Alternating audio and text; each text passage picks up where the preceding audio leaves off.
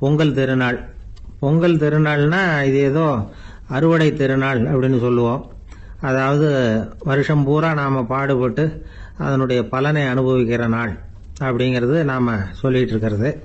இது முக்கியமாக இது ஒரு நன்றி அறிவிப்பு நாள் அப்படின்னு சொல்லுவாங்க. இன்னைக்கு நிறைய நன்றி அறிவிப்பு கூட்டம்லாம் நடந்துகிட்டு இருக்குல்ல, அது மாதிரி விவசாயிகள் நடத்துகிற ஒரு நன்றி அறிவிப்பு விழா இது. யாருக்கு நன்றி சொல்றாங்கன்னா ஆதவனுக்கு. அதாவது சூரியன் இல்லைன்னா விவசாயம் இல்லை. அதனால ஆதவனுக்கு நன்றி செலுத்துகிற நாளாக இந்த பொங்கல் திருநாளை நாம கொண்டாடுறோம். அதாவது இந்த பொங்கல்ல விவசாயிகள்ட்ட இருந்து நிறைய பண்புகளை நாம தெரிஞ்சுக்க வேண்டிய நாள் இது. விவசாயிகள் அவங்க விவசாயம் முன்னேறி இருக்கிற அளவுக்கு விவசாயிகளுடைய வாழ்க்கை தரம் முன்னேறல. அந்த அளவுக்கு அவர்கள் நாட்டுக்காக உழைச்சிக்கிட்டு இருக்கிறாங்க. அந்த காலத்திலேயே அதை பத்தி ஒரு கதை சொல்றது உண்டு. ஒரு வயசான ஆளு நிலத்துல ஏறு உழுதுகிட்டு இருந்தாராம். கிழிஞ்சு போன ஒரு சின்ன துண்டை தான் இடுப்புல கட்டியிருந்தாராம். தலையில ஒரு கந்தலை சுத்தி இருந்தார். உடம்பு பூரா சேரு, ரொம்ப ஏழை. ஏறு ஓட்டிட்டு இருக்கிறவர் வேற எப்படி இருப்பார்? இருந்தாலும் அந்த ஆளு ரொம்ப ஜாலியா பாட்டு பாடிக்கிட்டே ஏறு உழுதுகிட்டு இருந்தாராம். உடம்புல தான் அவர் ஏழையை தவிர மனசுல ஒரு ஏழையா தெரியல. அந்த சமயத்துல அந்த நாட்டு ராஜா அந்த பக்கமா குதிரை மேல வந்தாராம்.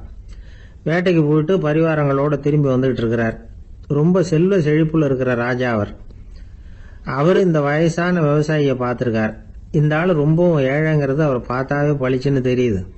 கட்டிக்கிறதுக்கு நல்ல துணி இல்லை, உடம்போ இழைச்சி போயிருக்குது, வயிறு முதுகுல போய் ஒட்டிக்கிட்டு இருக்கு, கண்ணு குழி விழுந்து போயிருக்குது. ஆனாலும் முகத்தை பார்த்தா சந்தோஷமா இருக்கிற மாதிரி இருக்கு.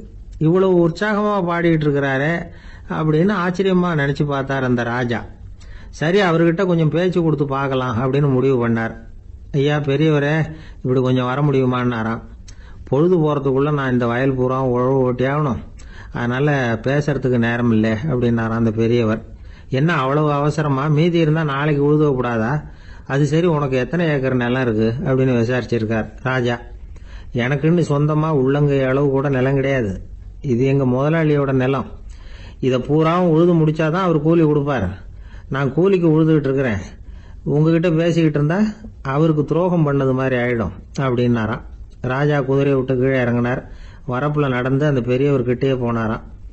சரி, ஒரு நாள் பூரா உழுதா உனக்கு எவ்வளவு கூலின்னு கேட்டிருக்கார். 8 அணா கூலி கிடைக்கும்னாராம் அவர்.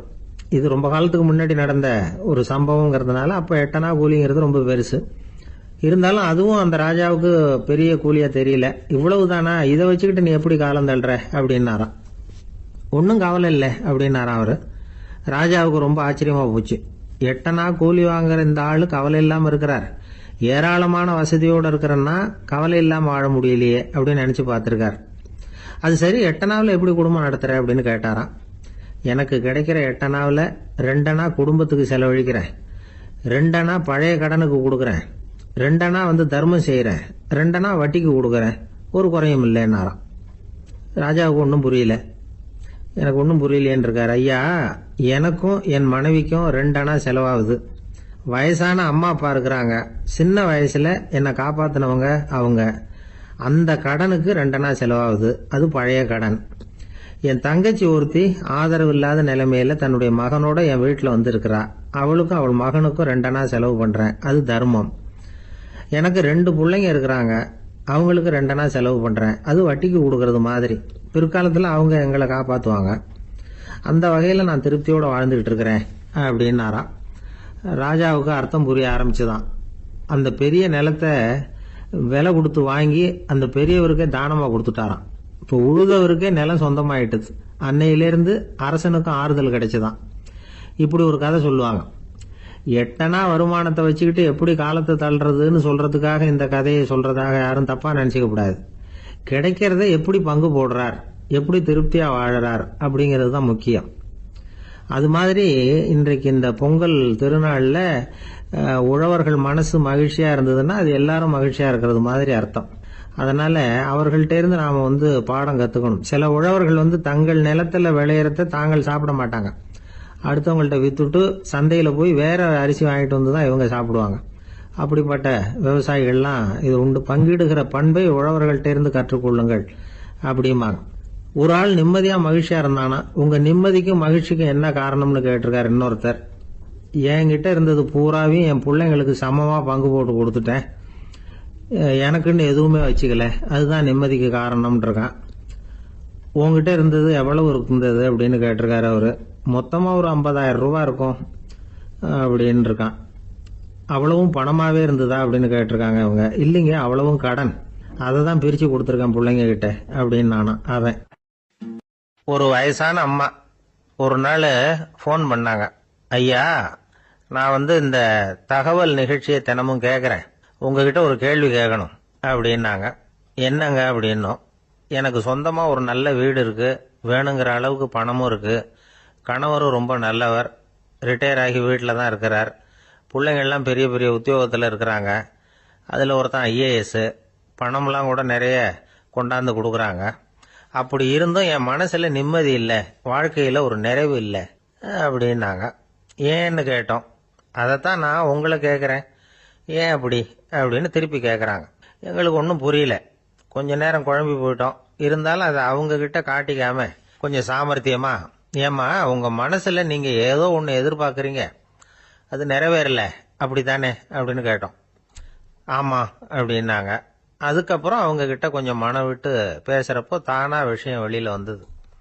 அதாவது அவங்க பிள்ளைங்க பெரிய பெரிய உத்தியோகத்தில் இருக்கிறதுனால அவசர அவசரமாக பார்த்துட்டு ஓடுறாங்களாம். ஆசையாக அம்மான்னு கூப்பிட்டுக்கிட்டு கிட்ட உட்காந்து கொஞ்ச நேரமாவது என்கிட்ட பேசினா தானே என் மனசு கொஞ்சம் நிம்மதியாக இருக்கும். அது அவங்களுக்கு தெரிய மாட்டேங்குதே அப்படிங்கிறாங்க. இதுதான் அவங்களுடைய ஏக்கம். இந்த ஏக்கம் அந்த தாயின் மனசில் இருந்துகிட்டு இருக்குது. இப்படி மகனுடைய அன்புக்காக மட்டுமே ஏங்குற தாய்மார்கள் பல பேர் இருக்கிறாங்க இந்த உலகத்தில். இதை நினைக்கிறப்போ ஒரு வெளிநாட்டு நாடோடி கதை ஞாபகத்தில் வருது. அதாவது கடவுள் படைப்பு தொழிலில் ரொம்ப மும்முரமாக ஈடுபட்டுக்கிட்டு இருந்தாராம். மீன்களை படைச்சாராம், பறவைகளை படைச்சாராம், விலங்குகளை படைச்சாராம். அவருக்கு திருப்தி ஏற்படலை. அதுக்கப்புறம் மனிதர்களை படைச்சிருக்கிறார். அப்பவும் அவருக்கு மன நிறைவு ஏற்படலையா. கடைசியாக தன்னுடைய சக்தி முழுசையும் பயன்படுத்தி குறையே இல்லாத அளவுக்கு ஒரு படைப்பை உருவாக்கினாராம். அந்த உன்னதமான ஒரு படைப்பு அதுதான் பெண், அதாவது தாய். இப்படி உருவாக்கி எல்லாரையும் இந்த உலகத்தில் விட்டுவிட்டாராம். அதுக்கப்புறம் கொஞ்ச காலம் கழிச்சு தன்னுடைய தேவியை அழைச்சிக்கிட்டு இந்த பூலோகத்துக்கு வந்திருக்கிறார். தன்னுடைய குறையில்லாத படைப்பாகிய பெண்ணை பார்த்தாராம். ஏம்மா, உனக்கு இன்னும் ஏதாவது குறை இருந்தா சொல்லு, அதையும் நிவர்த்தி பண்ணி விடுறேன் அப்படின்னாராம். அந்த அம்மா பார்த்துருக்காங்க.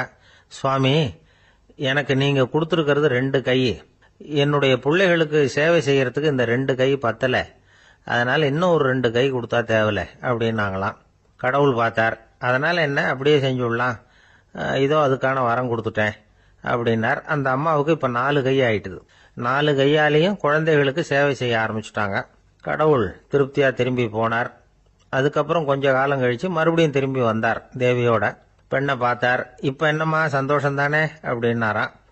அதுக்கு அந்த அம்மா, சந்தோஷம்தான், இருந்தாலும் இப்போ எனக்கு இருக்கிற 2 காலும் போதில்லை, இன்னும் ஒரு 2 கால் இருந்தால் தேவையில்லை, நிறைய ஓடி ஆடி பிள்ளைகளுக்காக வேலை செய்ய வேண்டியிருக்குது அப்படின்னாங்களாம். சரின்னு சொல்லி 4 கால் இருக்கிறது மாதிரி செஞ்சுட்டு போயிட்டார் கடவுள்.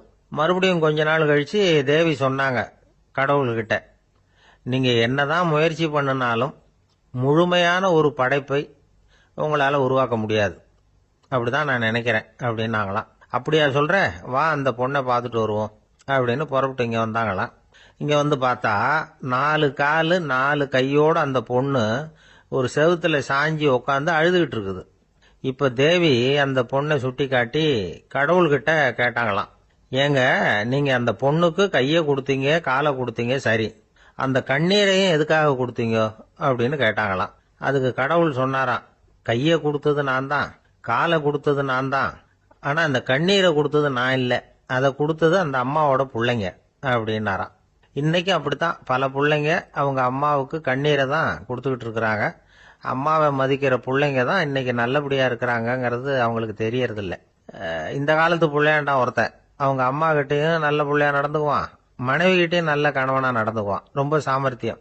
ஒரு நாள் அவங்ககிட்ட கேட்டாங்க, ஏன்பா உங்க அம்மாவும் உன் மனைவியும் சண்டை போட்டுக்கிட்டா நீ எந்த பக்கம் அப்படின்னாங்களாம். வீட்டுக்கு வெளிப்பக்கம் அப்படின்னானா அவன்.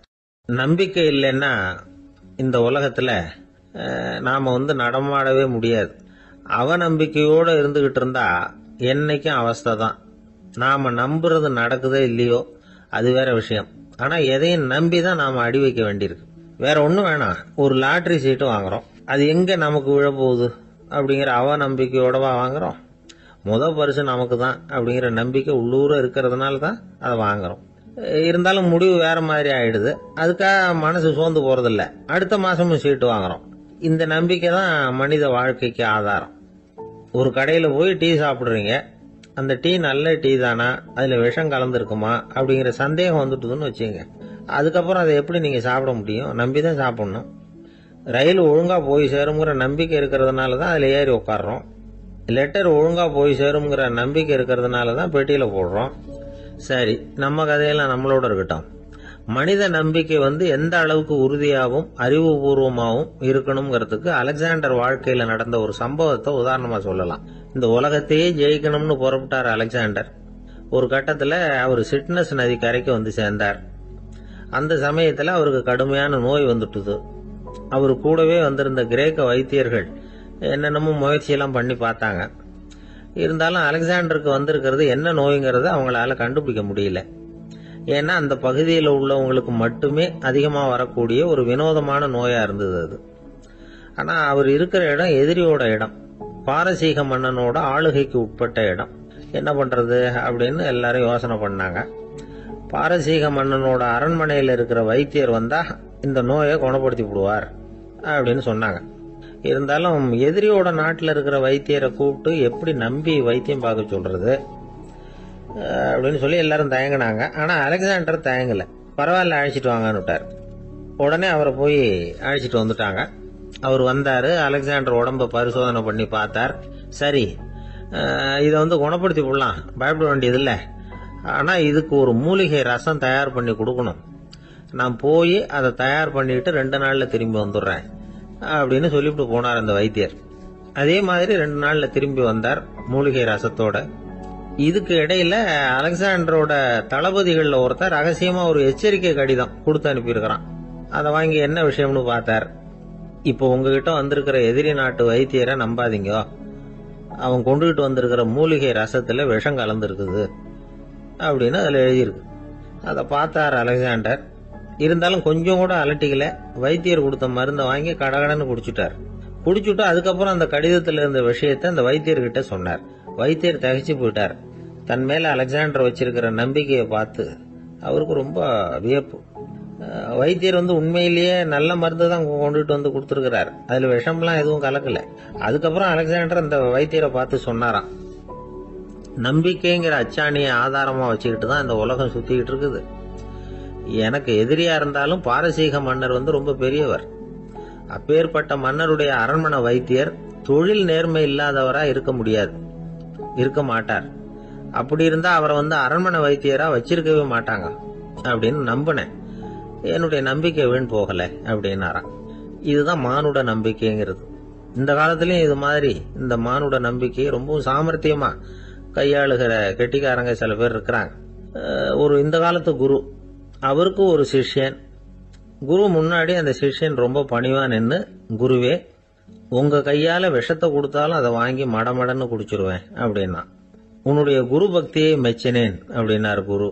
அதுக்கு அந்த சிஷ்யன், அப்படி இல்ல குருவே, உங்ககிட்ட சிஷ்யனா இருக்கிறத விட உங்க கையால விஷத்தை வாங்கி குடிச்சு விடுறது ரொம்ப நல்லது, அதனாலதான் அப்படி சொன்னேன் அப்படின்னா. அந்த காலத்துல அண்ணாமலை ரெட்டியார்னு ஒருத்தர் இருந்தார். அவர் வெங்கனூர் அப்படிங்கிற கிராமத்துல இருந்தார். அங்க இருந்து விருத்தாசலம் கோவிலுக்கு தவறாம போயிட்டு வந்துகிட்டு இருந்தார். இடையில வெள்ளாறு, அதுல ஒரு சமயம் வெள்ளம் வந்துட்டுது. இவரால் போக முடியல.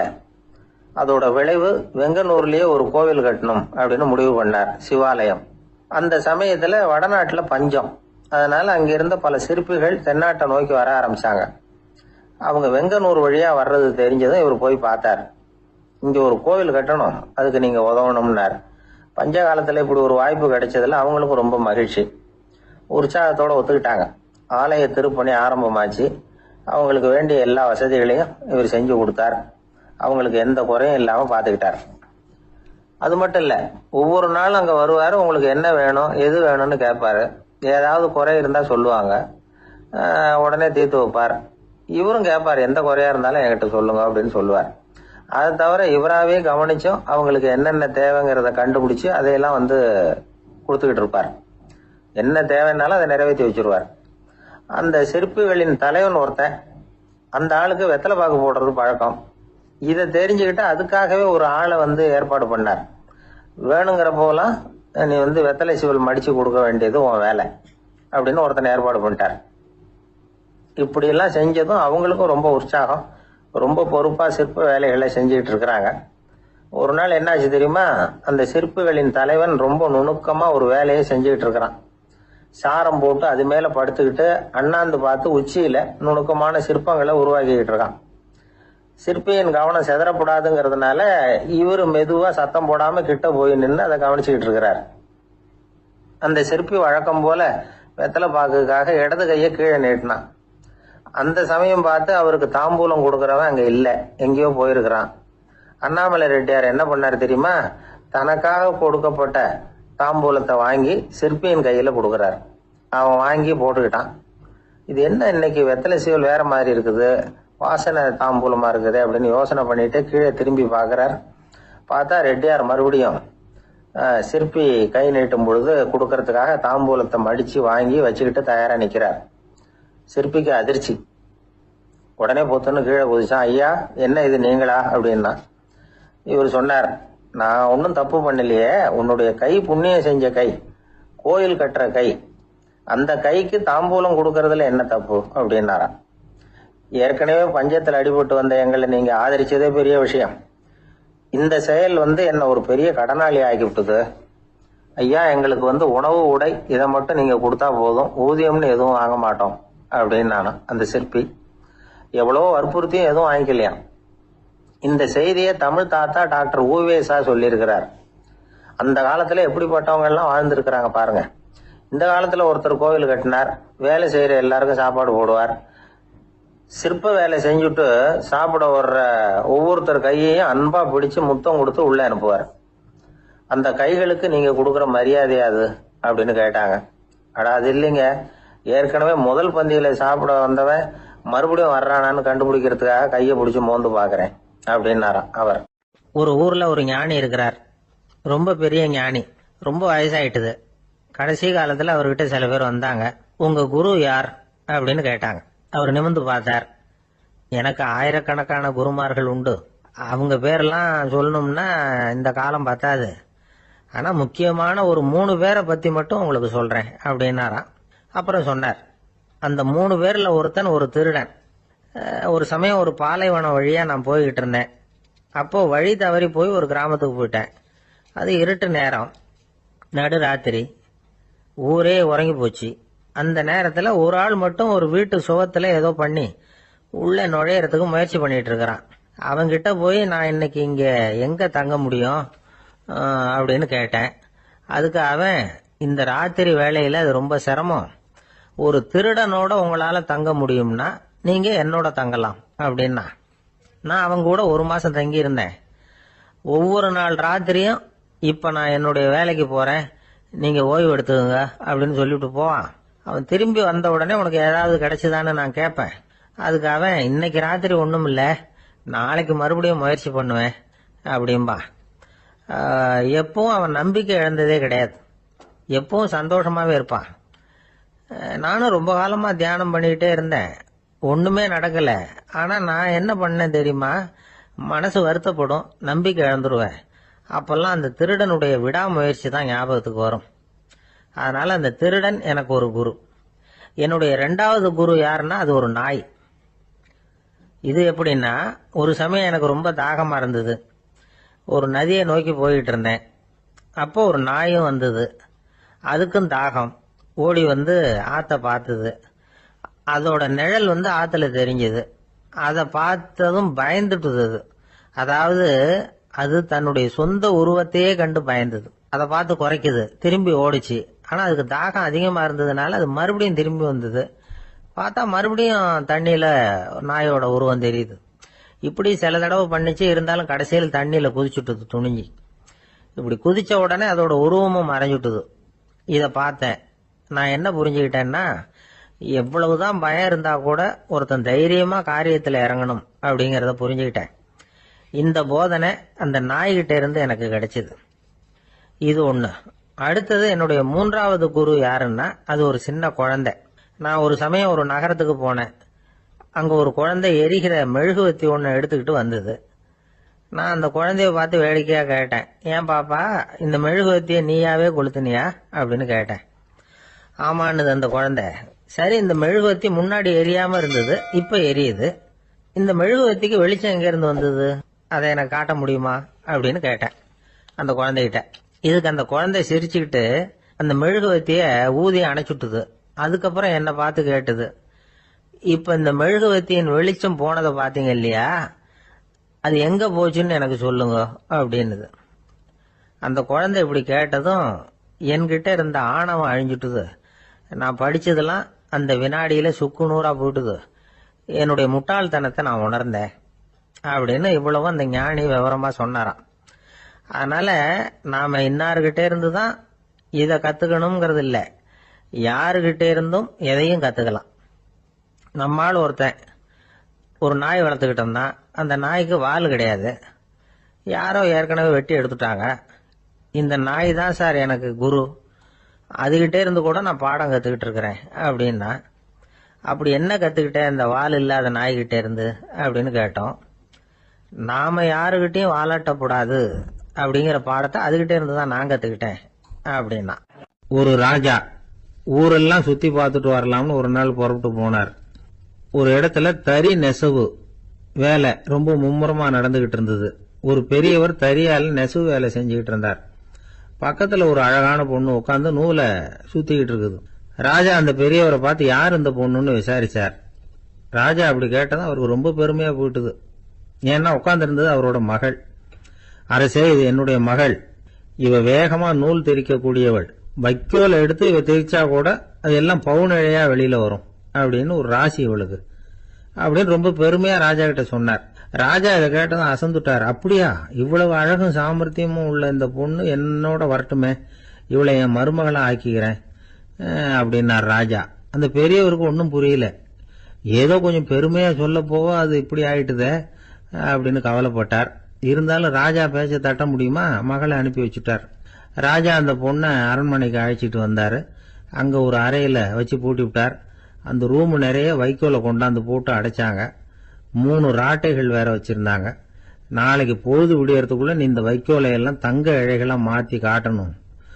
நாளைக்கு காலம்பரம் வந்து நான் இந்த அறை கதவை திறப்பேன். உன் தகப்பன் சொன்னது மாதிரி எல்லாம் தங்கமா மாறி இருக்கணும், இல்லைன்னா நீ உயிர் தப்ப முடியாது அப்படின்னு உத்தரவு போட்டார். பாவம் அந்த பொண்ணு என்ன பண்ணும், பகல் பூரா அழுதுகிட்டே உட்காந்துருக்குது. ராத்திரி பூராவும் தூக்கம் வரல. மறுநாள் அதிகாலை நேரத்துல யாரோ கதவை தட்டுற சத்தம் கேட்டுது. பயந்துகிட்டே கதவை திறக்கிறா. திறந்து பார்த்தா வெளியில 3 அவலட்சணமான பெண்கள். ஒருத்திக்கு வந்து கால் அகலமா முறை மாதிரி இருக்கு, இன்னொருத்திக்கு கட்டை விரல் கரண்டி மாதிரி பெருசா இருக்குது, 3வது பொண்ணுக்கு உதடு தடிச்சு ரப்பர் மாதிரி தொங்கிக்கிட்டு இருக்கு. யார் நீங்க, உங்களுக்கு என்ன வேணும் அப்படின்னு கேக்குது இந்த பொண்ணு. நாங்க உங்களுக்கு உதவி செய்யறதுக்கு தான் வந்திருக்கிறோம் அப்படின்னு சொல்லி உள்ள வந்தாங்க, உட்கார்ந்தாங்க. கொஞ்ச நேரத்துக்குள்ள உள்ள இருந்த வைக்கோலை எல்லாம் தங்க இழைகளா மாத்தி கொடுத்துட்டு போயிட்டாங்க. காலையில ராஜா வந்தார், பார்த்தார். ஆகா பேஷுனார். இன்னும் கொஞ்சம் வைக்கோலை கொண்டாந்து அந்த ரூம்ல போட சொன்னார். இந்த வைக்கோலையும் இன்னைக்கு தங்கமா மாத்தி விடு, நாளைக்கு மறுநாள் உனக்கும் இளவரசனுக்கும் கல்யாணம்னு சொல்லிவிட்டார். இன்னைக்கு ராத்திரி அந்த 3 பொண்ணுங்களும் வந்தாங்க. வைக்கோலை பொண்ணு இழைகளா மாத்தினாங்க, புறப்பட்டாங்க. இந்த பொண்ணு அவங்க காலில் விழுந்து வணங்கினா. என் உசுரை காப்பாத்தினீங்க, உங்களுக்கு நான் என்ன கைமாறு செய்ய போறேன் அப்படின்னா. பயப்படாத, நீ விரும்பினா எங்களுக்கு ஒரு உதவி செய்யலாம். உன்னுடைய கல்யாணத்துக்கு நாங்க 3 பேரும் வரோம். நீ எங்களை வந்து வரவேற்று ராஜா கிட்டையும் இளவரசர்கிட்டையும் நாங்க வந்து உன்னோட பெரியப்பா பொண்ணுங்கன்னு சொல்லி அறிமுகப்படுத்தி வை, நாங்க விருந்து சாப்பிட்டுட்டு போயிடுறோம் அப்படின்னாங்க. ரொம்பவும் சந்தோஷமா சரின்னு ஒத்துக்கிட்டா. கல்யாண நாள் வந்தது. கல்யாணம் ரொம்ப கோலாகலமா நடந்துகிட்டு இருக்கு. எல்லா தேசத்து ராஜா ராணிகளும் வந்துகிட்டு இருக்கிறாங்க. அந்த 3 அவலட்சணமான பொண்ணுங்களும் வந்து சேர்ந்தாங்க. யார் இவங்கன்னு கேட்டார் ராஜா. என் பெரியப்பா பொண்ணுங்க அப்படின்னா அந்த பொண்ணு.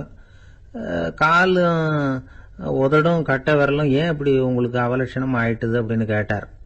அதுக்கு அந்த பொண்ணுங்க பதில் சொன்னாங்க. என்ன செய்யறது, ஓயாம வைக்கோல 100 ஒருத்தியோட கட்டை விரல் அப்படி கரண்டி மாதிரி ஆயிட்டுது, நாக்கில் தொட்டு தொட்டு திரிச்சதுனால ஒருத்தியோட உதடு அப்படி ஆயிட்டுது, காலால கட்டையை அழுத்தி அழுத்தி தறி போட்டதுனால இன்னொருத்தையோட கால் இப்படி ஆயிட்டுது. உங்க மருமகளா வந்திருக்கிற இந்த பொண்ணு அந்த மூணையுமே செய்ய தெரிஞ்சவ தான். என்ன ஆக போதோ இன்னும் கொஞ்ச நாள்ல அப்படின்னாங்க. அவ்வளவுதான், ராஜா பயந்துட்டார். அம்மா, இன்னையிலிருந்து நீ இளவரசனின் மனைவி, நீ எப்பவும் அழகா இருக்கணும், அதனால நீ இனிமே வைக்கோலை திரிக்கவே கூடாது அப்படின்னு உத்தரவு போட்டார். அவளை இக்கட்டான சூழ்நிலையிலிருந்து காப்பாத்தின அந்த 3 பொண்ணுங்களும் சந்தோஷமா திரும்பி போயிட்டாங்களாம். சுவாமி சின்மயானந்தர் இந்த கதையை சொல்லி இருக்கிறார். தன்னலம் மறந்து சுயலாபத்தை தியாகம் செய்யறது வைக்கோல்ல இருந்து தங்க இழைய நூக்கிறது மாதிரி அப்படிங்கிறார் அவர். அது இருக்கட்டும், இப்ப நம்ம கதைக்கு வருவோம். ஒரு ராஜா தன்னோட மகனுக்கு சுயவரம் நடத்தினார். எல்லா தேசத்தில இருந்தும் ராஜகுமாரர்கள் வந்திருந்தாங்க. ராஜகுமாரிய கல்யாணம் பண்ணிக்கலாம்ங்கிற ஆசையில சுயம்பர மண்டபத்திலிருந்து எல்லா ராஜகுமாரர்களும் அலறி அடிச்சுக்கிட்டு வெளியில ஓடி வந்துட்டு இருக்கிறாங்களாம். ஏன் அப்படி எல்லாரும் மிரண்டு போய் ஓடி வர்றாங்கன்னு கேட்டார் ஒருத்தர். அதுக்கு இன்னொருத்தர் விவரம் சொன்னார். ராஜகுமாரியை இன்னைக்குதான் அவங்க நேர்ல பார்த்தாங்களாம், அதுதான் அப்படி ஓடி வந்துட்டு இருக்கிறாங்க அப்படின்னார். ஒரே ஒரு ஊர்ல ஒரு ராஜா இருந்தாராம். அவர் நிறைய சம்பாதிக்கணும்னு திட்டம் போட்டார். தனக்காக சம்பாதிக்கணும்னு நினைக்கல, தன்னுடைய நாட்டுக்காக சம்பாதிக்கணும் அப்படின்னு நினைச்சார். அரசாங்க கருவூலத்துல கையிருப்பு குறைச்சலா இருந்தது. மக்கள் கிட்ட வரி விதிச்சாகணும், வேற வழி இல்லை. ஆனாலும் அந்த ராஜா மக்கள் கஷ்டப்படக்கூடாது அப்படின்னு நினைக்கிறவர். மக்கள் வரியையும் கட்டணும், அதே நேரத்தில் அவங்க சிரமப்படவும் கூடாது. இதுக்கு தகுந்த மாதிரி ஒரு திட்டம் போட்டார். அது பிரகாரம் என்ன பண்ணார்னா, அந்த நாட்டில் ஒரு 3 பெரிய குளங்களை தோண்டினார். அது நிறைய தண்ணீரை நிரப்புனார். அதுக்கப்புறம் எங்கேயோ தேடி பிடிச்சி 3 விதமான மீன்களை கொண்டுகிட்டு வந்தார். அந்த 3 குளங்கள்லையும் விட்டார். அதை ஒவ்வொரு குளத்திலையும் ஒவ்வொரு விதமான மீன்கள். அந்த மீன்களுக்கு அபூர்வமான ஒரு சக்தி உண்டு. அது எப்படின்னா, அந்த குளத்துல குளிக்க வர்றவங்களுக்கு அந்த மீன்கள் கடிக்கும் பொழுது வலி ஏற்படுறதில்லை. அதுக்கு பதிலா மகிழ்ச்சி நிறைந்த ஒரு இனிமையான உணர்வை அவங்க அனுபவிச்சாங்க. அது எப்படின்னா, இந்த முதல் குளத்துல இருந்த மீன்களால கடிக்கப்படும் பொழுது ஒரு விதமான இன்ப மயக்கத்துல திளைச்சிருக்கிறது மாதிரி உணர்வு. இந்த 2வது குளம் இருக்க, அதுல இருக்கிற மீன் கடிச்சதுன்னு வைங்க, மக்களுக்கு எப்படி இருக்கும்னா, கால்களே தரையில படாம அப்படியே ஆகாயத்துல மிதக்கிறது மாதிரி ஒரு உணர்வு. அதை அனுபவிக்கிறாங்க. 3வது குளத்துல இருக்கிற மீன் கடிச்சதுன்னா அவங்கெல்லாம் அப்படியே கோடீஸ்வரரா மாறிட்டதாக ஒரு உணர்வு. அதை அவங்களால அனுபவிக்க முடியுது. இப்படி ஒரு அபூர்வமான மீன் அது, அந்த 3 வகை. இப்படி இருந்தா மக்கள் அந்த குளங்கள் குளிக்கிறதுக்கு ஆசைப்படாம இருப்பாங்களா? அதனால கூட்டம் கூட்டமா அலமோத ஆரம்பிச்சுட்டாங்க. ஒவ்வொரு குளத்தின் கரையிலேயும் கியூ வரிசையில் நிக்க ஆரம்பிச்சுட்டாங்க. அந்த நாட்டு மன்னர் என்ன பண்ணாருன்னா, ஒவ்வொரு குளத்தங்கரையிலையும் ஒரு ராஜாங்க அதிகாரியை உட்கார வச்சார். டிக்கெட்டை அடிச்சு கொடுத்தார். குளிக்க வர்றவங்க கிட்ட ஒரு குறிப்பிட்ட தொகையை கட்டணமா வசூலிக்க ஆரம்பிச்சார். அவ்வளவுதான், அரசாங்க கருவூலம் நிரம்ப ஆரம்பிச்சுட்டுது. ராஜாங்கத்துக்கு தேவையான பணம் கிடைச்சிட்டுது. இது ஒரு கதை. இத பத்தி என்ன நினைக்கிறீங்க? அதாவது மக்களுக்கு சுமை தெரியாமலே வரி வசூல் பண்றது நல்லது தானே அப்படின்னு நினைப்பீங்க. ஆனா இன்னைக்கும் உலகத்துல பல அரசாங்கங்கள் இதே மாதிரி 3 குளங்களை வெட்டி வச்சிருக்குது. மக்களும் அதுல குளிச்சுக்கிட்டு தான் இருக்கிறாங்க. அது எப்படிங்கிறீங்களா? அந்த முதல் குளம் தான் சினிமா தியேட்டர். அதுல குளிக்கிறவங்க தான் ஒரு விதமான இன்ப மயக்கத்துல திளைச்சிருக்கிறது மாதிரியான உணர்வை அனுபவிக்கிறவங்க. 2வது குளம் தான் சாராய கடை. இந்த குளத்துல குளிக்கிறவங்க தான் கால்களே தரையில படாம ஆகாயத்துல மிதக்கிறது மாதிரி உணர்வை அனுபவிக்கிறவங்க. 3வது குளம் லாட்டரி டிக்கெட். இதுல குளிக்கிறவங்க தாங்கள் அப்படியே கோடீஸ்வரர்களா மாறினது மாதிரி ஒரு உணர்வு, அதை அனுபவிக்கிறவங்க. இன்னைக்கு பல நாடுகள் இந்த குளங்களை பயன்படுத்திக்கிட்டு தான் வராங்க. ஒரு பூவுல வண்டு உட்காருது. அதுல இருக்கிற தேனை வண்டு எடுக்குது. இந்த சமயத்துல அந்த பூவுக்கு வலிக்குமா? அதுக்கு வலிக்கிறது இல்லை. அந்த பூவோட மலர்ச்சியும் வளர்ச்சியும் குன்றி போறதும் கிடையாது. ஒரு ராஜா மக்கள் கிட்ட வரி வசூல் பண்ணும் பொழுது மக்களுக்கு சிரமமும் தெரியக்கூடாது, அதே நேரத்தை அதனால அவங்க வாழ்க்கையும் கெட்டு போயிடக்கூடாது. அது மாதிரி வரி வசூல் பண்ணணுமா. இது காளிதாசனின் ரகுவம்சத்துல காணப்படுகிற ஒரு கருத்து.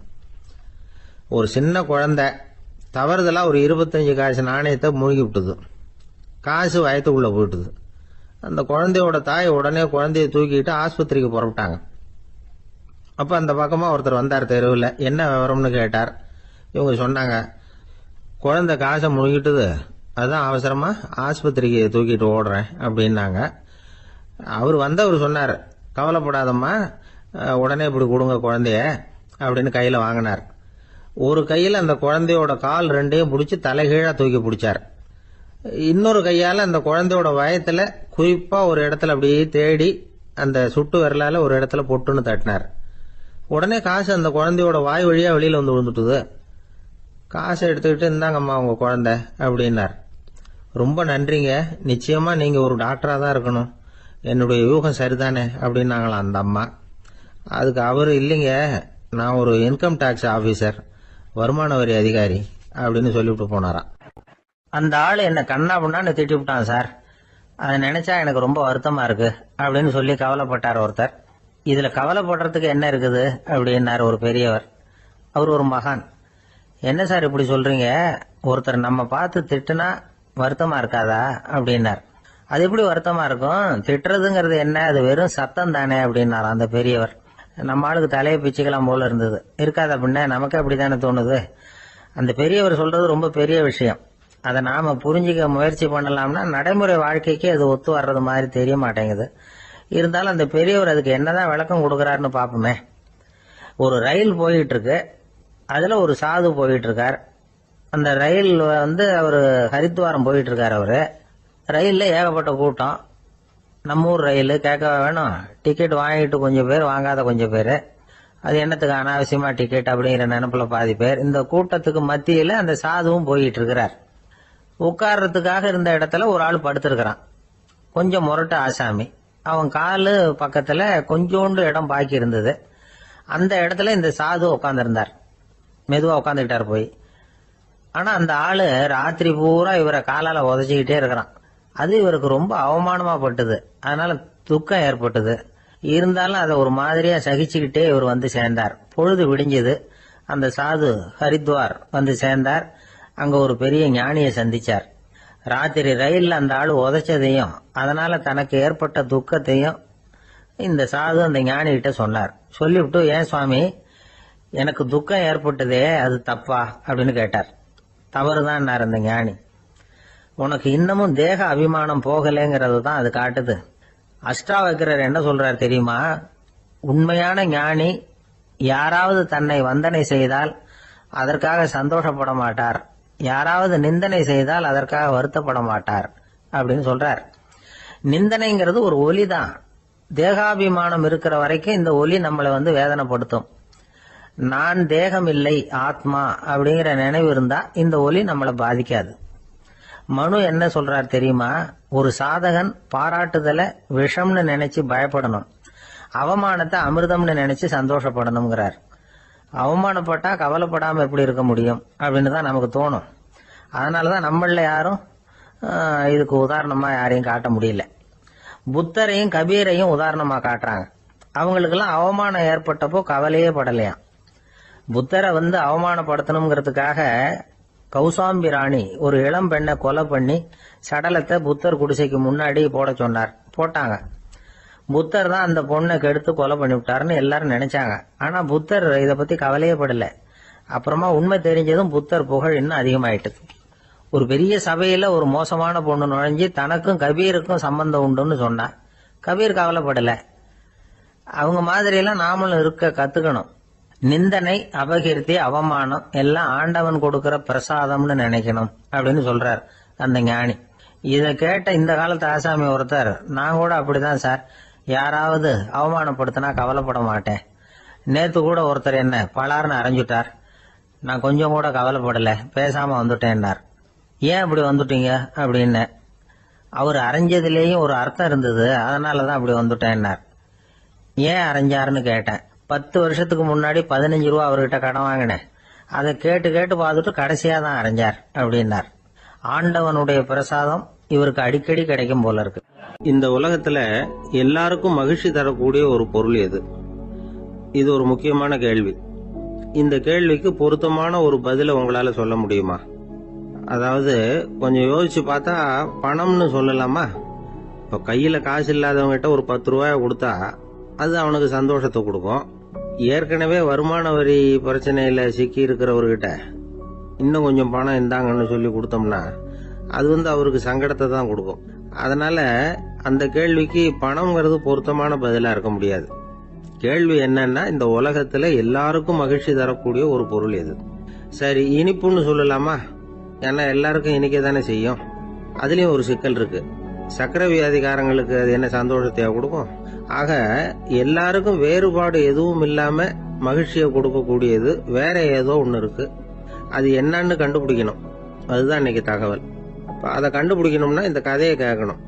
அது என்ன கதைன்னா, ஒரு ஊர்ல ஒரு ராஜா இருந்தார். அவருக்கும் இதே சந்தேகம் வந்துட்டுது. அதாவது எல்லாருக்கும் இன்பம் தரக்கூடிய பொருள் எது அப்படின்னு. இதுக்கு பதில் தெரிஞ்சுக்கிறதுக்கு ஆசைப்பட்டார். சரி, அதுக்கு என்ன செய்யலாம்னு யோசனை பண்ணாரு. நாட்டு மக்களுக்கு பகிரங்கமா ஒரு அறிவிப்பு கொடுத்தார். நம்ம நாட்டு மக்கள் இன்பம் தரக்கூடிய பொருள் எதுன்னு நினைக்கிறாங்களோ அதை கொண்டுகிட்டு வந்து அரண்மனையில உள்ள கண்காட்சி மண்டபத்துல வைக்கலாம். அப்படி அவங்க வைக்கிற பொருள்கள்ல எது எல்லாருக்கும் இன்பம் தரக்கூடியதா இருக்குமோ அதை வச்சவருக்கு 1000 பொற்காசுகள் பரிசு அப்படின்னு அறிவிப்பு கொடுத்துட்டார்.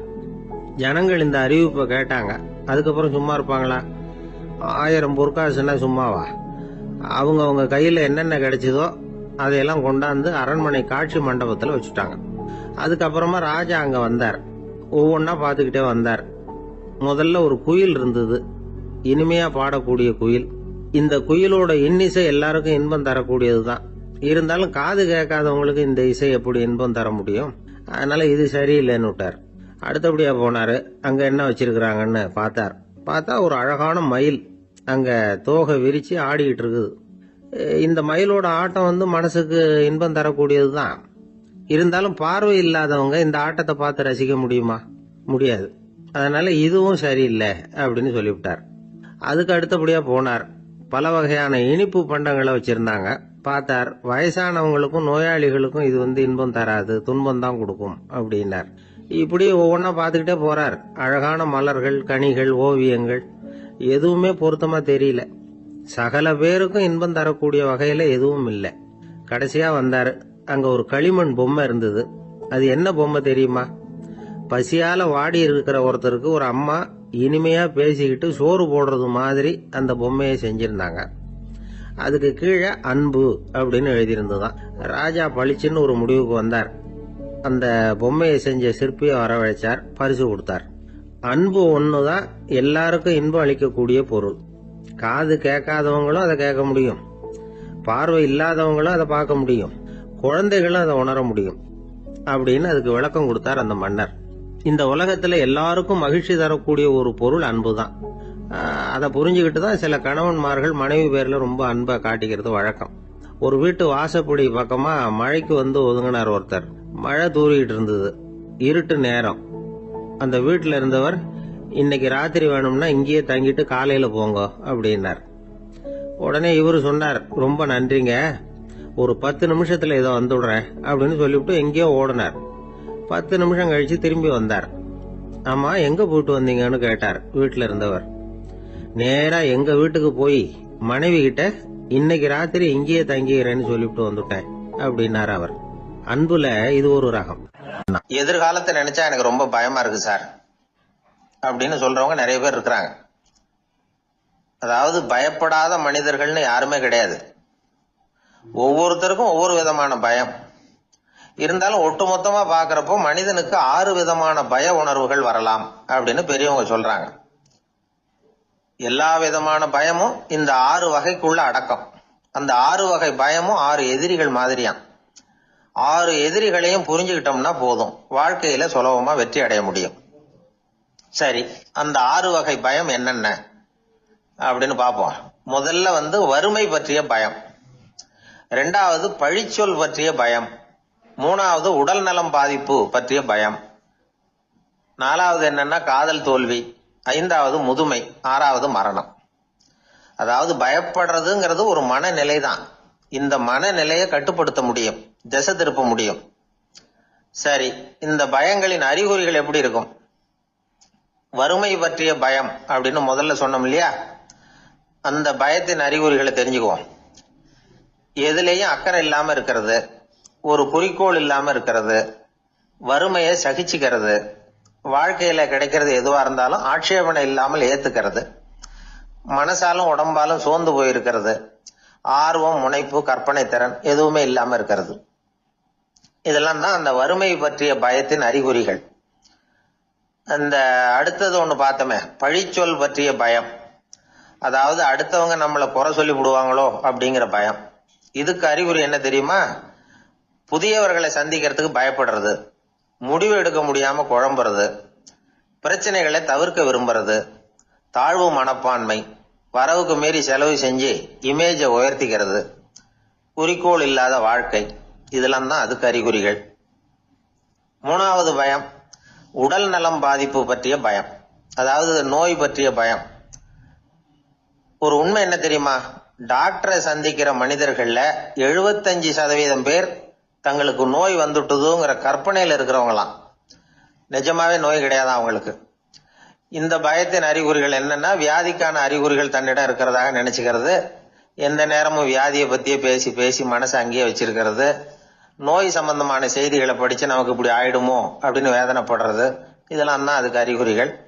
நாலாவது பயம் காதல் தோல்வி. இது ரொம்ப வேதனை, உடம்பையும் மனசையும் சீரழிச்சு விடும். ஆண்களை விட பெண்கள் தான் இந்த பய உணர்வுல அதிகமா பாதிக்கப்படுறாங்க. அஞ்சாவது முதுமை பற்றிய பயம். ஆறாவது மரண பயம், வயசான காலத்துல எப்படி சமாளிக்கிறது அப்படிங்கிற பயம். ஆக இதையெல்லாம் நாம புரிஞ்சுக்க வேண்டியது ரொம்ப அவசியம். இந்த 6 வகை பயங்களை சரியா புரிஞ்சுக்கிட்டு நாம நடந்துக்கணும். வாழ்க்கையின் முன்னேற்றத்துக்கு இந்த பயங்கள் முட்டுக்கட்டே ஆயிடக்கூடாது. உழைச்சி பணம் சேர்க்கணும், உற்சாகமா மனசை வச்சுக்கணும். மனசை கட்டுப்படுத்துகிற மார்க்கம் தெரிஞ்சுக்கிட்டா போதும், எல்லாம் சரியா வந்துடும். நம்ம ஆள் ஒருத்தன் சொன்னான், சார் எனக்கு வறுமை பற்றிய பயம்தான் இருந்தது, ஒரே ராத்திரியில 30,000 ரூபாய் தயார் பண்ணிவிட்டேன், இப்ப எனக்கு இன்னொரு பயம் வந்துட்டுதுன்னா. என்ன பயம்னு கேட்டாங்க. போலீஸு கண்டுபிடிச்சிருமோங்கிற பயம்னா. இது இந்த பயத்துல அடங்காது. அதனால அஞ்சி அஞ்சி சாவார், அஞ்சாத பொருள் இல்லை அப்படின்னு பாரதி சொன்னார் இல்லையா? அது மாதிரி பயத்தை புரிந்து கொண்டு அதற்கு தகுந்த மாதிரி நம்முடைய வாழ்க்கையை அமைத்துக் கொள்ள வேண்டும். அப்படி அமைத்துக் கொள்ளுகிறவர்களுக்கு வெற்றி நிச்சயம். ஒரு சின்ன பையன் என்னை தேடிட்டு ஓடி வந்தான். ஒரு கதை சொல்லுங்கன்னா, சொந்தமா எதுவும் தெரியாத என்ன, உங்களுக்கு சொந்தமா எதுவும் தெரியாதுன்னு எனக்கும் தெரியும் அப்படின்னா. இந்த பையன் அடிக்கடி என்கிட்ட வந்து கதை கேட்கிறவன், அதனால என்னோட ரகசியம்லாம் அவனுக்கு அத்துப்படி. அதனால தான் அவ்வளவு தெளிவா அடிச்சு விடுறான். சரி, இப்ப என்ன செய்யலாம்னு, பழைய கதை ஏதாவது ஒன்று சொல்லுங்களேன்னா. உனக்கு கிருஷ்ணதேவராயரை தெரியுமான்னு. அவர்கிட்ட நேரில் பழக்கம் இல்லை, ஆனால் அவரை பற்றி புஸ்தகத்தில் படிச்சிருக்கேன்னா. சரி, இவன்கிட்ட மேற்கொண்டு பேச்சு கொடுத்தா நம்மளை ஒரு மாதிரி ஆக்கி விடுவான் அப்படிங்கிறத யூகம் பண்ணிட்டு அவனை உட்கார வச்சு கடைசி வரைக்கும் குறுக்க பேசக்கூடாது அப்படின்னு ஒரு கண்டிஷனையும் போட்டுட்டு அந்த கதையை சொன்னேன். ஒரு சமயம் கிருஷ்ணதேவராயர் சமஸ்தானத்துக்கு ஒரு பெரிய வித்வான் வந்து சேர்ந்தாராம். என்னோட போட்டி போடுறதுக்கு இந்த ஊர்ல யாராவது இருக்கீங்களா அப்படின்னு சவால் விட்டாராம். அந்த ஊர்ல இருந்த பெரிய பெரிய வித்வான்லாம் இது ஏதுடா வம்பா போச்சுன்னு நினைக்க ஆரம்பிச்சுட்டாங்க. யாரும் அந்த ஆளோட போட்டி போடுறதுக்கு தயாரா இல்லை. எல்லாரும் நடுங்கிட்டு இருக்கிறாங்க. அந்த நேரத்துல ஒருத்த மட்டும் தைரியமா முன்னுக்கு வந்தான். அது யாருன்னா தெனாலிராமன். அந்த சமஸ்தானத்துல விகட கவி அவன். என்ன அனுப்புங்க போட்டிக்கு, நான் ஜெயிச்சு காட்டுறேன்னா.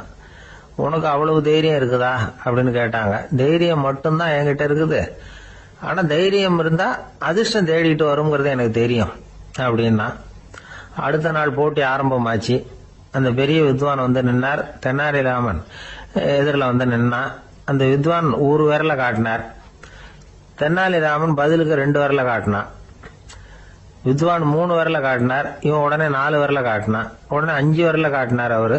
தெனாலிராமன் உடனே தன்னுடைய கை முஷ்டியை காட்டினான், கையை மூடி காட்டினான். அவ்வளவுதான். அந்த பெரிய வித்வான் கிருஷ்ணதேவராயர் காலில் விழுந்தார். நான் தோத்துட்டேன், என் தோல்வியை ஒத்துக்கிறேன் அப்படின்னு சொல்லிவிட்டார். கிருஷ்ணதேவராயர் அவரை தனியா அழைச்சிட்டு போய் என்ன நடந்ததுன்னு விசாரிச்சார். அந்த வித்வான் விளக்கம் கொடுத்தார். ஆண்டவன் ஒருவன் தான் உண்டுங்கிறத விளக்கறதுக்காக நான் ஒரு விரல காட்டினேன். அப்படி இல்ல, சக்தியை சேர்த்தா சக்தி சிவன் 2 பேர் உண்டுன்னு உங்க வித்வான் 2 விரல காட்டினார். மூர்த்திகள் 3 பேருங்கிறதுக்காக நான் 3 விரல காட்டினேன். வேதங்கள் 4ன்னு சொல்லி ஒரு 4 விரல காட்டினார். பஞ்சபூதங்கள் 5ன்னு நான் 5 விரல காட்டினேன். அதையெல்லாம் அடக்கி ஆளணும்னு சொல்லி அவர் கையை மூடி உறுதியா காட்டினாரு. அடடா, உங்க வித்வானுக்கு எப்பேற்பட்ட அறிவு, அவர் தான் ஜெயிச்சார், நான் தோத்துட்டேன் அப்படின்னார் அவர். அப்படி சொல்லிவிட்டு அவர் போயிட்டார். அதுக்கப்புறம் தெனாலிராமனை கூப்பிட்டு என்னப்பா நடந்தது அப்படின்னு கேட்டாராம். அதுக்கு தெனாலிராமன் விளக்கம் கொடுத்துருக்கிறான். அவன் முதல்ல என்ன கொன்னுடுவேன்னு அந்த வித்வான் ஒரு விரல காட்டினான். உடனே ஒரு 2 கண்ணையும் தோண்டி போடுவேங்கிறதுக்காக நான் 2 விரல காட்டினேன். உனக்கு நாமம் போட்டுருவேன்னு சொல்லி 3 விரல காட்டினான். அதை அழிச்சிருவேன்னு 4 விரல காட்டினேன். உன்னை அரைஞ்சிருவேன்னு அவன் 5 விரல காட்டினான். நான் உங்களை குத்தி போடுவேன்னு சொல்லி கையை மூடி காட்டினேன் அப்படின்னா. இப்ப பாருங்க, ஜெயிச்சது யார்? தைரியம் மட்டும் இருந்துட்டா அதிர்ஷ்டம் தானா தேடி வருங்கிறது எவ்வளவு உண்மையா போச்சு. அதனால நாம எப்பவும் தைரியமா இருக்கணும்னு சொல்லிவிட்டு என் எதிரில் கதை கேட்டுட்டு உட்காந்துருந்த சின்ன பையனை பார்த்தேன். அவன் என்னை நிமிர்ந்து பார்த்தான். அவன் தன்னோட கை கால் 2ஐயும் ஒரு மாதிரியா என் முன்னால தூக்கி 20 விரல காட்டினான். எனக்கு ஒன்றும் புரியல. இதுக்கு என்னப்பா அர்த்தம்னு கேட்டேன். இதே கதையை இதுக்கு முன்னாடி என்கிட்ட 20 தடவை நீங்க சொல்லியிருக்கீங்கன்னு அர்த்தம் அப்படின்னா. ஒரு குரு, இளம் சீடர்கள் எதிரில் உட்கார்ந்துருக்கிறாங்க. குரு பாடம் நடத்திக்கிட்டு இருக்கிறார். சீடர்களுக்கு ஒரு ஆசை, அதாவது ஒரு முக்கியமான மந்திரத்தை நம்ம குருநாதர்கிட்ட இருந்து கத்துக்கணும் அப்படிங்கிறது அவங்க ஆசை. அது என்ன மந்திரம்னா, இறந்தவரை உயிர்ப்பிக்கக்கூடிய புனித மந்திரம். அதாவது செத்தவங்களுக்கு மீண்டும் உயிர் உண்டாக்குகிற மந்திரம். குருவே, தயவு பண்ணி அந்த மந்திரத்தை எங்களுக்கு உபதேசிக்கணும் அப்படின்னு கேட்டாங்க. அது ரொம்ப ஆபத்தானது, அது என்னத்துக்கு உங்களுக்கு வேண்டாமேன்னாராம் குரு. எங்களுடைய நம்பிக்கை உறுதிப்படுறதுக்காகத்தான் கேட்கிறோம், வேற ஒன்றும் இல்லை அப்படின்னு நாங்களாம் சீடர்கள். பக்குவப்படாத அறிவுங்கிறது ரொம்ப ஆபத்தானது அப்படின்னாராம் குரு. இது சீடர்களுக்கு புரியல. அது எப்படிங்க பக்குவப்படாத அறிவு ஆபத்தானதுன்னு சொல்றீங்க, அப்படின்னா என்ன அப்படின்னு கேட்டிருக்காங்க சீடர்கள். குரு அதுக்கு விளக்கம் கொடுத்தாராம். அந்த மந்திரத்தை எப்போ பயன்படுத்தணுங்கிறது முக்கியம். அதை அறியக்கூடிய ஞானம் ஏற்படுகிற வரைக்கும் அதை தெரிஞ்சுக்காம இருக்கிறது தான் நல்லது, இல்லைன்னா ஆபத்துன்னாராம். ஆனா அந்த சீடர்கள் அதை கேட்கற மாதிரி இல்லை, ரொம்ப பிடிவாதம் பண்ண ஆரம்பிச்சுட்டாங்க. சரி வாங்க சொல்றேன்னாரு குரு. எல்லாரும் வந்தாங்க. அந்த புனித மந்திரத்தை அவங்களுக்கு ரகசியமா உபதேசம் பண்ணார். உபதேசம் பண்ணிவிட்டு அவங்களுக்கு எச்சரிக்கையும் கொடுத்தார். இந்த மந்திரத்தை நல்லா ஆராய்ச்சி பார்த்ததுக்கு அப்புறம் தான் உச்சரிக்கணும், அவசரப்பட்டு எதுவும் செஞ்சிடக்கூடாது அப்படின்னு ஒரு தடவைக்கு பல தடவை எச்சரிக்கை கொடுத்தார். சரின்னு சொல்லிவிட்டு அவங்க எல்லாம் மந்திரத்தை கத்துக்கிட்டு எழுந்திரிச்சு போயிட்டாங்க. ஒரு நாள் அந்த சீடர்கள் எல்லாம் மணற்பாங்கான இடத்துல அப்படியே நடந்து போயிட்டு இருக்கிறாங்க. ஒரு பாலைவன பகுதி மாதிரி ஒரு இடம். அங்க ஒரு இடத்துல எலும்புகள் குவியலா கிடந்தது. உடனே இந்த சீடர்கள் முன்ன பின்ன யோசிக்காம, தியானமும் பண்ணாம, அந்த மந்திரத்தோட பயனை சோதிச்சு பார்க்கணும் அப்படின்னு நினைச்சுக்கிட்டு அந்த மந்திரத்தை உச்சரிக்க ஆரம்பிச்சுட்டாங்க. அவ்வளவுதான். உடனே என்னாச்சு தெரியுமா? அந்த எலும்புகள் எல்லாம் ஓநாய்களா மாறி அவங்கள துரத்த ஆரம்பிச்சுட்டுது. சீடர்கள் எல்லாம் தலைதெறிக்க ஓட ஆரம்பிச்சுட்டாங்க. ஓநாய்களும் விடல, அவங்கள துரத்தி பிடிச்சி கடிச்சு குதற ஆரம்பிச்சுட்டுது. அப்பதான் அந்த சீடர்களுக்கு குரு சொன்ன அறிவுரையோட அர்த்தம் புரிஞ்சுது. பக்குவப்படாத அறிவு ஆபத்தானது அப்படிங்கிறது. அதனால இதுல இருந்து நாம தெரிஞ்சுக்க வேண்டியது என்னன்னா, நாம நம்ம அறிவை வளர்த்துக்கிட்டா மட்டும் போதாது, அந்த அறிவை எப்போ எப்படி பயன்படுத்தணும் அப்படிங்கிற பக்குவமும் நமக்கு வரணும். அப்பதான் வாழ்க்கை நல்லபடியா அமையும், இல்லைன்னா இடைஞ்சல் தான். இந்த காலத்துல சில சின்ன பிள்ளைங்களுக்கே அறிவு ரொம்ப பக்குவப்பட்டிருக்குங்கிறத உணர முடியுது. ஒரு சின்ன பையன் பள்ளிக்கூடத்துல மார்க் லிஸ்ட் கொடுத்தாங்க, வாங்கிக்கிட்டு அவசரமா வீட்டுக்கு ஓடினான். எதிரில் வந்த ஒருத்தர் கேட்டார், என்ன அவசரம், ஏன் இப்படி வேகமா ஓடுறேன்னார். எங்க அம்மா கிட்ட அடி வாங்கணும், அதுக்காக தான் ஓடுறேன்னா. அடி வாங்கறதுக்கா இவ்வளவு அவசரம்னார் அவரு. அப்படி இல்லைங்க, நான் போறதுக்குள்ள எங்க அப்பா வீட்டுக்கு வந்துட்டாருன்னா அவர்கிட்ட அடி வாங்க வேண்டியிருக்கும், அதை அவாய்ட் பண்றதுக்காக இப்படி ஓடுறேன் அப்படின்னு நானா. ஒரு மனிதர், அவர் யாருக்கிட்டே தொலைபேசியில பேசிட்டு இருக்கிறார். கொஞ்சம் தூரத்துல நாம நிக்கிறோம். எட்டத்துல இருந்துகிட்டு அவரை கவனிக்கிறோம், அவர் போன்ல பேசுறத. அவர் பேசுகிற வார்த்தைகள் என்ன அப்படிங்கறது நம்ம காதுல விழல. ஆனாலும் அவர் பேசிக்கிட்டு இருக்கிறது நல்ல செய்தியா கெட்ட செய்தியா அப்படிங்கறத நம்மால யூகிக்க முடியும். மகிழ்ச்சியான செய்தியை பேசும்போது முகம் மலருது, புன்னகை பூக்குது. இதுல ஒண்ணு நீங்க கவனிக்கணும், தொலைபேசியில நாம பேசுறப்போ நம்மோட பேசுறவர் எதிரில் இல்ல, அவர் தொலைபேசி வழியா நம்ம குரலை மட்டும்தான் கேட்க போறார், நம்ம முகத்தை அவர் பார்க்க போறது இல்ல. அப்படி இருந்தும் அப்ப நம்ம முகம் ஏன் மலரணும் அப்படின்னா, இதுதான் உடல் மொழி, பாடி லாங்குவேஜ் அப்படின்னு சொல்றாங்க.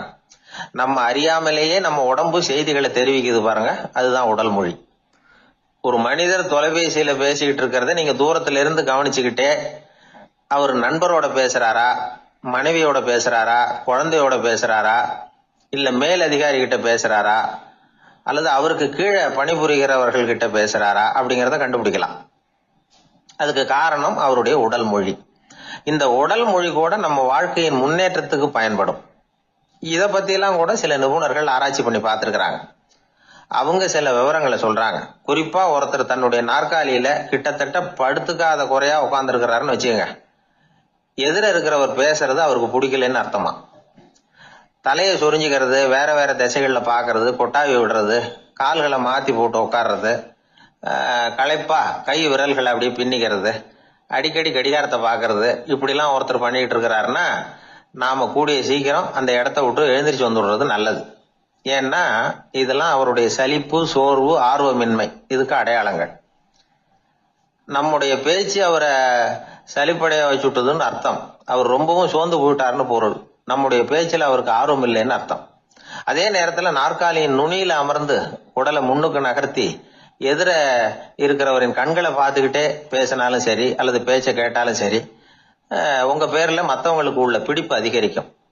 நாம எப்படிப்பட்டவருங்கிறத நம்ம உடம்பும் நடை உடை பாவனையும் அடுத்தவங்களுக்கு காட்டி கொடுத்துரும். உங்க உடம்பு, உங்க பார்வை, நடை, உட்கார்ற விதம் இதை வச்சுக்கிட்டே நீங்க பொறுப்புள்ளவரா, முரடரா, அலட்சியமானவரா, மரியாதை தெரிஞ்சவரா, அடக்கமானவரா, நம்பிக்கைக்கு உரியவரா, நாணயம் இல்லாதவரா, பயந்தவரா, திறமசாலியா, அப்பாவியா அப்படிங்கறதெல்லாம் கண்டுபிடிச்சிடலாம். அதனால இந்த உடல் மொழியை புரிஞ்சுக்கிட்டு நம்மளை கொஞ்சம் சரிப்படுத்திக்கிட்டோம்னா வாழ்க்கையில சுலபமா பல காரியங்களை சாதிக்க முடியும். ஒரு மனநல மருத்துவமனை, அங்க ஒருத்தர் ஒரு நாற்காலியில உட்காந்துக்கிட்டு கார் ஓட்டுறது மாதிரி அப்படி பாவனை பண்ணிட்டு இருந்தார். ஸ்டேரிங்கை திருப்புறது மாதிரி, பின்னாடி வர்ற வண்டியை நிக்க சொல்றது மாதிரி, அப்புறம் இவர் ஒதுங்கிக்கிட்டு அவருக்கு வழி விடுறது மாதிரி, இப்படிலாம் சேட்டைகள் பண்ணிட்டு இருந்தார் மனநல மருத்துவமனையில. இத பார்த்துக்கிட்டு இருந்த ஒருத்தர் பக்கத்துல இருந்த இன்னொருத்தர்கிட்ட கேட்டார், இவர் ஏன் இப்படி பண்றாரு, இவருக்கு ஏன் அப்படி வந்தது நிலைமை அப்படின்னு சொல்லி அவர் விசாரிச்சார். அப்ப அவர் விவரம் சொன்னார். வேற ஒண்ணும் இல்லைங்க, இவருக்கு கார் ஓட்டணும்னு ஆசை ரொம்ப காலமா, அது நிறைவேறாம போயிட்டுது. அதுக்கப்புறம் அவர் மனநோயாளியா மாறிட்டார். இங்க அழைச்சிட்டு வந்தாங்க. இங்க அழைச்சிட்டு வந்ததுல இருந்து அப்படிதான் பண்ணிட்டு இருக்கிறார். அவ கார் ஓட்டுறது மாதிரிலாம் பாவனை பண்ணிட்டு இருப்பார், திருப்புறது மாதிரி பண்ணுவார், பின்னாடி வர்றவங்களுக்கு இடம் விடுவார், இப்படிலாம் செய்யறார் அப்படின்னு விவரம் சொன்னாங்க. நீங்க சொல்லப்படாதா, இப்ப நீங்க கார் ஓட்டல, வெறும் நாற்காலியில தான் உட்கார்ந்து இருக்கிறீங்க அப்படின்னு நீங்க சொல்லப்படாதா அவருக்கு அப்படின்னு கேட்டாங்க. அது முடியாதுங்க, ஏன்னா அந்த காரை கழுவுறதுக்காக அவர் தினமும் எனக்கு 10 ரூபா கொடுத்துக்கிட்டு இருக்கிறார் அப்படின்னாராம் அங்க வேலை செஞ்சுக்கிட்டு இருந்த ஒருத்தர். அதனால வாழ்க்கையில நாம இந்த உடல் மொழியை புரிஞ்சுக்கணும். உடல் மொழிங்கிறது இப்ப ஆரம்பத்துல சொன்னது மாதிரி அந்த தொலைபேசியில பேசுறவங்கள தூரத்துல இருந்து பார்த்தாவே அவர் யாருகிட்ட பேசுறாரு, என்ன பேசுறாருன்னு தெரியும். நம்ம முகத்தை நல்லா வச்சுக்கணும். உடல் மொழிய நம்ம புரிஞ்சுக்கிட்டு பயன்படுத்த ஆரம்பிச்சோம்னா எந்த முயற்சி பண்ணினாலும் அதுல வெற்றி நிச்சயம். ஒரு நாள் ஒரு 10-15 பள்ளிக்கூடத்து பிள்ளைங்க தேடிட்டு வந்தாங்க. உங்களை பார்த்துட்டு தான் போகணும், அதுக்காக தான் வந்திருக்கோம்னாங்க. என்ன விஷயம்னு கேட்டோம். நாங்கள்லாம் கூடி ஒரு முடிவு பண்ணியிருக்கிறோம், அதை உங்ககிட்ட சொல்லணும் அப்படின்னாங்க. அதுவும் ஒரு வாண்டு பையன் அதை சொன்னான். என்ன முடிவு அது அப்படின்னு கேட்டோம் ரொம்ப ஆர்வமா. அதை இப்போ சொல்ல மாட்டோம், எங்களுக்கு பிடிக்கிற மாதிரி ஏதாவது ஒரு தகவல் சொன்னால் அதுக்கப்புறம் நாங்கள் அதை சொல்கிறோம் அப்படின்னா அந்த வாண்டு பையன். சரி, சின்ன பையன்கிட்ட இன்னைக்கு வசமாக மாட்டிக்கிட்டோம் அப்படின்னு நினச்சிக்கிட்டு அவங்களுக்கு தகுந்த மாதிரி ஒரு கதை சொல்ல ஆரம்பித்தோம். அது என்ன கதைன்னா, ஒரு பெரிய காடு, அதில் பலவிதமான மிருகங்கள். அந்த காட்டுக்கு ஒரு சிங்கம் தான் ராஜா. எப்பவும் காட்டுக்கு அது தானே ராஜா. ஒரு பெரிய யானைக்கு இது பொறுக்கலை. என்ன இது, எப்போ பார்த்தாலும் இங்கே சிங்கத்துக்கே ராஜா பதவி கிடைக்குது, நான்லாம் எவ்வளவு பலசாலியாக இருக்கிறேன், அப்படி இருந்தும் எனக்கு அந்த பதவி கிடைக்கலையே அப்படின்னு தனக்குள்ள பொறுமிக்கிட்டே இருந்தது. ராஜா பதவியை நினைச்சு ரொம்ப ஏக்கம், அதுக்கு பதவி மோகம். இந்த சமயம் பார்த்து ஒரு குள்ள நெறி கூட்டம் அதை தேடிட்டு வந்தது. ஐயா பெரியவங்களே, நீங்க இந்த காட்டுக்கு ராஜாவா இருக்க ஆசைப்படுறீங்க, அதுல ஒன்றும் தப்பு இல்லை. ஆனா அதுக்கு முன்னாடி நீங்க எங்க கூட்டத்துக்கு கொஞ்ச நாள் தலைவரா இருங்க, அதாவது ராஜாவா இருங்களேன், உங்களுக்கும் ஒரு ட்ரைனிங் கிடைச்சது மாதிரி இருக்கும் அப்படின்னு சொல்லியிருக்குது இந்த கூட்டம், குள்ள நெறி கூட்டம். இதை கேட்ட உடனே யானைக்கு ரொம்ப சந்தோஷம் தாங்கல. அதுதான் எப்பன்னு பதவிக்காக காத்துக்கிட்டு இருக்குதே. இருந்தாலும் கொஞ்சம் பிகுவோட, சரி நீங்கள்லாம் இவ்வளவு தூரம் என்ன தேடிட்டு கேட்கறதுனால மறுக்க முடியல, அப்படின்னு ரொம்ப ஏதோ அவளுக்கு சிரமப்பட்டு ஒத்துக்கிறது மாதிரி ஒத்துக்கிட்டது. ஏதோ உங்கள் ஆசைக்கு கட்டுப்படுறேன், கொஞ்ச நாள் உங்கள் கூட்டத்துக்கு ராஜாவாக இருக்கிறதுக்கு சம்மதிக்கிறேன் அப்படின்னுது. உடனே அந்த யானை ராஜ நட போட ஆரம்பிச்சுட்டுது. யானை சாதாரணமாக நடந்தாவே எப்படி இருக்குங்கிறது நமக்கு தெரியும். அதுவே ராஜ நட நடந்தா எப்படி இருக்கும் கற்பனை பண்ணி பாருங்க. யானை முன்னாடி கம்பீரமாக போய்கிட்டு இருக்குது, தலைவர் இல்லையா, அதனால குள்ள நரிகள்லாம் ரொம்ப அடக்கமாக அது பின்னாடி அணிவகுத்து போயிட்டு இருக்குது. ராஜா வாழ்க மன்னர் வாழ்க அப்படின்னு கோஷம் வேற. யானைக்கு தலைகால் புரியல, அவ்வளவு சந்தோஷம். அந்த யானைக்கு செருக்கு ஆணவம் எல்லாம் ஏற்பட்டு போச்சு. அதுக்கப்புறம் அது தரையை பார்க்குமா நிமிர்ந்து நடக்க ஆரம்பிச்சுட்டுது. தரையை பார்க்கறதே இல்லை. அப்படி போயிட்டு இருக்கிறப்போ ஒரு சதுப்பு நிலத்துல திடீர்னு காலை வச்சுட்டுது. அவ்வளவுதான், கால் உள்ள போட்டுது. இன்னொரு காலை எடுத்து வச்சது, அதுவும் உள்ள போட்டுது. அந்த 2 காலையும் எடுக்கிறதுக்காக அடுத்த 2 காலையும் அழுத்துச்சு, அதுவும் உள்ள போக ஆரம்பிச்சுட்டுது. இப்ப 4 காலம் வசமா சேத்துல அழுந்தி போச்சு, எடுக்க முடியல. குள்ள நரிகள்லாம் அதை சுத்தி சுத்தி வந்தது. சிலது சுத்தி நின்று டான்ஸ் ஆட ஆரம்பிச்சுட்டுது யானையை பார்த்துட்டு. இதை யானை பார்த்தது. என்ன இது தலைவர், நான் தவிச்சுக்கிட்டு இருக்கிறேன், தொண்டர்கள்லாம் சுத்தி நின்று வேடிக்கை பார்த்துக்கிட்டு இருக்கிறீங்க, டான்ஸ் ஆடுறீங்க அப்படின்னு கேட்டுதான். தொண்டர்களே, தலைவர் நான் தவிச்சுக்கிட்டு இருக்கிறது உங்களுக்கு தெரியலையா?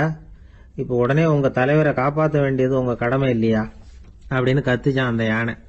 குள்ள நரிகளில் ஒன்று முன்னாடி நின்று அந்த யானையை பார்த்துதான், தலைவரே, எங்களுக்கு ரொம்ப நாளா ஒரு ஆசை, அந்த ஆசையை நிறைவேற்றிக்கிறதுக்காகத்தான் உங்களை எங்க தலைவரா ஏத்துக்கிறோம்னு சொன்னோம் அப்படின்னு தான். என்ன ஆசைன்னு கேட்டிருக்கு.